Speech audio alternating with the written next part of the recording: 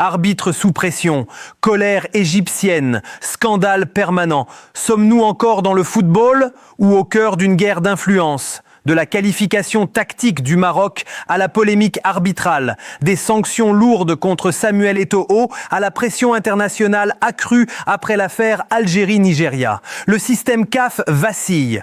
La Coupe d'Afrique des Nations 2025 n'est plus seulement une compétition sportive. Elle est devenue un terrain de confrontation politique, institutionnelle et stratégique au sein même de la CAF. Décisions arbitrales contestées, protestations publiques, sanctions ciblées, tous les signaux d'un football africain sous tension sont au rouge.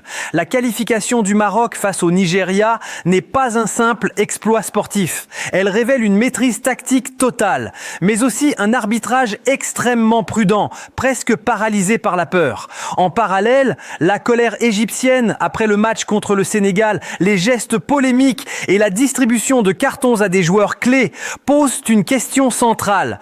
Pourquoi certaines fautes sont sanctionnées, d'autres ignorées? Pourquoi des figures comme Eto'o écopent de sanctions exemplaires? Et surtout, l'Algérie sera-t-elle la prochaine cible? Dans cette vidéo, nous analysons les événements sur 3 niveaux, sportif, arbitral et géopolitique. Car aujourd'hui, une chose est claire, à la CAN 2025, le pouvoir ne se joue pas seulement sur le terrain, mais dans les coulisses. Une séance de tir au but, le silence d'un stade, puis l'explosion de joie. Le Maroc est en finale, c'est l'image qu'on retiendra, l'apothéose du suspense.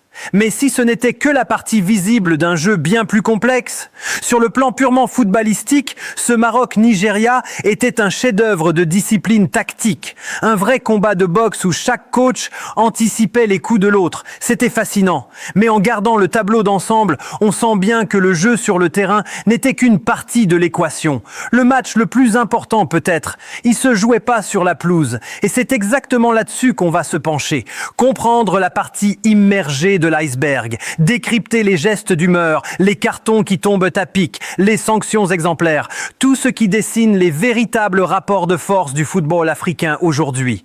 Commençons par le terrain, là où le piège s'est refermé. Walid Regragui, il a surpris tout le monde. Face à la puissance de feu du Nigeria, il n'a pas cherché à voir le ballon.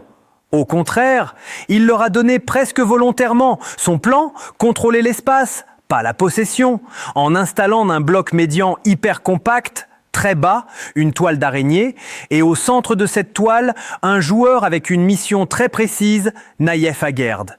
Son job n'était pas de construire, mais de détruire. Il devait se coller à Ademola Lookman, le vrai cerveau du Nigeria. En le neutralisant, il a débranché le moteur de toute l'équipe et ça s'est vu sur le visage des attaquants nigérians. Victor Osimhen, Terem Moffi. Ils erraient comme des fantômes, sevrés de ballons. Il y a une statistique folle concernant Moffi. Il a touché 20 ballons dans tout le match. 20. Et sur ces 20 ballons, il en a perdu 11. C'est le portrait robot d'un attaquant qui n'a rien à se mettre sous la dent. Le plan a fonctionné à la perfection. Le coach nigérian a bien dû tenter quelque chose. Oui.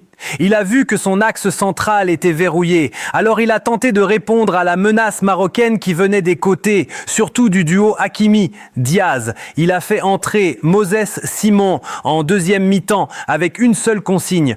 Colle-toi à Hakimi, ne le laisse pas respirer. Le problème, c'est que ça a eu un effet miroir. Simon a bloqué Hakimi, mais Hakimi a bloqué Simon. Les deux menaces se sont annulées et le match est devenu encore plus cadenassé, encore plus fermé. C'était une partie d'échecs qui ne pouvait finir qu'en nul. Et donc, au tir au but. Un plan parfait.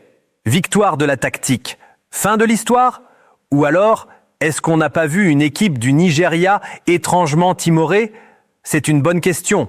Ces joueurs, si conquérants d'habitude, semblaient frustrés. Sur les nerfs, ils ont passé leur temps à contester l'arbitre. Étaient-ils seulement déjoués tactiquement ou étaient-ils intimidés par autre chose? Comme s'ils sentaient que les dés étaient pipé. C'est une question essentielle. Tactiquement, le Maroc était supérieur. C'est un fait.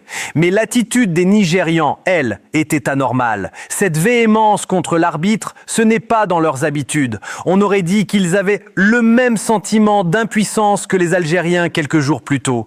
La sensation de se battre contre le jeu, mais aussi contre le sifflet. Alors, allons-y, parlons de l'arbitrage.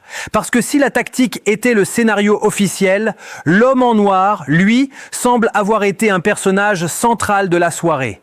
Sur ce match, Maroc-Nigeria, soyons précis, l'arbitre n'a pas fait d'erreur factuelle majeure. Pas de scandale, non.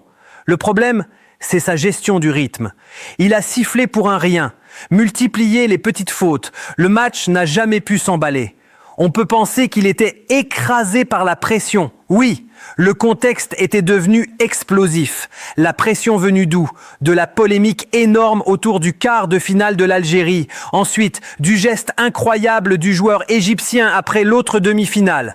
Tout ça remonte aux oreilles de la FIFA. Il ne faut pas être naïf. On sait que la FIFA est hypersensible à l'image que renvoient les confédérations.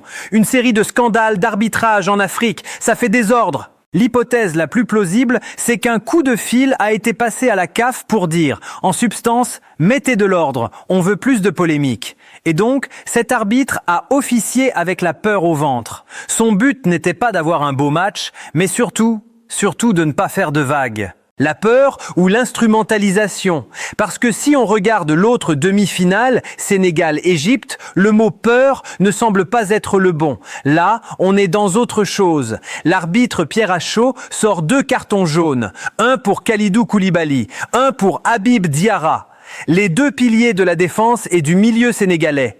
Et comme par hasard, ces 2 joueurs étaient sous la menace d'une suspension et ils manqueront la finale. C'est d'une précision chirurgicale, presque militaire. Le timing de ces cartons est au minimum extrêmement troublant. Quand dans un match aussi tendu, les seuls joueurs majeurs avertis sont ceux qui risquaient la suspension pour la finale, ça alimente forcément la suspicion. Surtout quand on regarde la réaction d'en face, la réaction égyptienne. Elle est sans équivoque. On dépasse le stade de la suspicion. C'est une déflagration. Au coup de sifflet final, un joueur égyptien marche vers l'arbitre et devant les caméras du monde entier, il mime le geste de compter des billets de banque. Une accusation de corruption frontale, en direct. On ne peut pas être plus clair. Ce n'est plus un joueur frustré qui conteste une faute. C'est un homme qui crie « Vous avez été acheté !»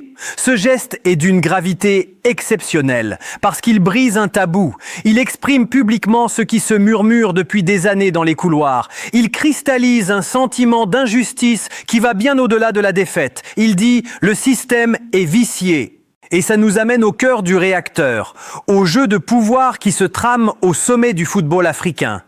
D'autant que sur le terrain, dans ce match Sénégal-Égypte, il n'y a pas photo. La victoire du Sénégal n'est pas contestable. Sportivement parlant, absolument pas. La domination a été totale. Possession, tir, occasion.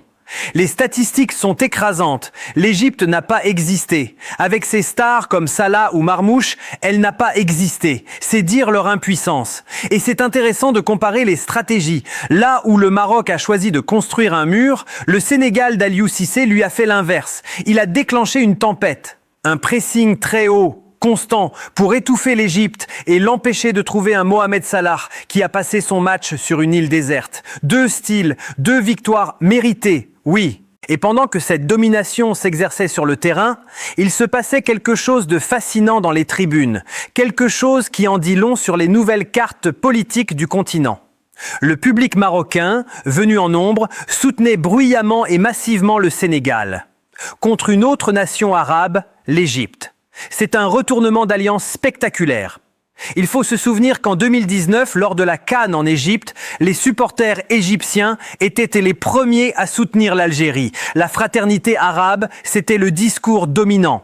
Et aujourd'hui, cette solidarité a volé en éclats. Ce n'était pas juste des fans qui choisissaient une équipe, c'était l'affichage public d'un nouvel axe politique. La proximité entre les fédérations marocaines et sénégalaises contre une fédération égyptienne rivale pour l'influence au sein de la CAF. Donc on a des batailles sur le terrain, dans les tribunes. Et puis il y a les batailles qui se règlent dans les bureaux, à coups de sanctions. Et à ce jeu-là, une décision tombée juste après les demi a fait l'effet d'une bombe. La suspension de Samuel Eto'o. Voilà le troisième acte de la pièce. Samuel Eto'o, président de la Fédération camerounaise, légende du football, est suspendu pour 4 matchs et écope d'une amende de 20 000 $ pour mauvais comportement.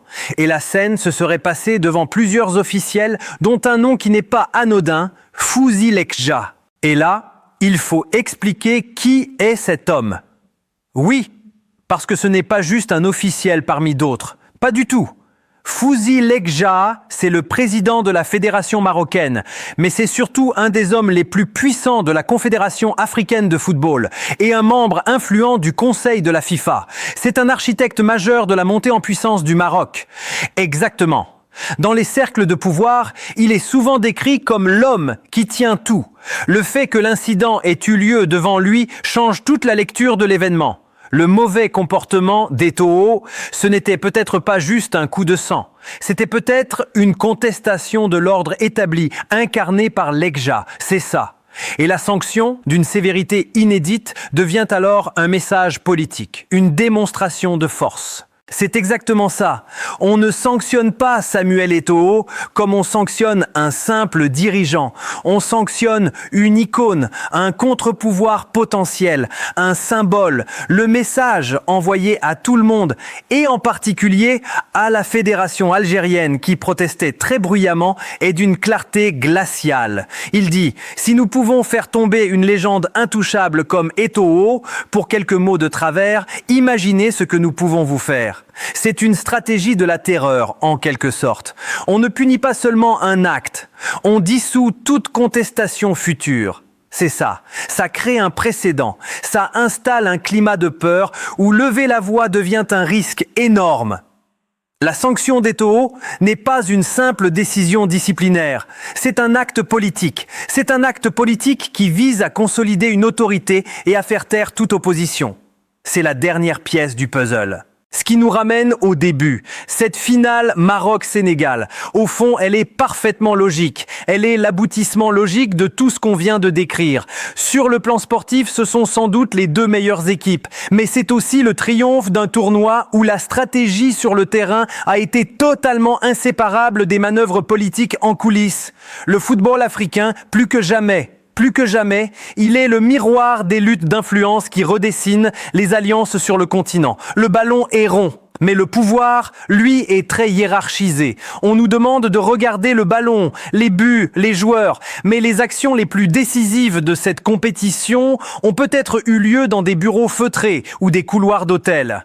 Quand un carton jaune semble plus calculé qu'une frappe en pleine lucarne, la question n'est plus de savoir qui va gagner le match, mais qui contrôle vraiment le jeu et qui, en silence, est en train de gagner la guerre.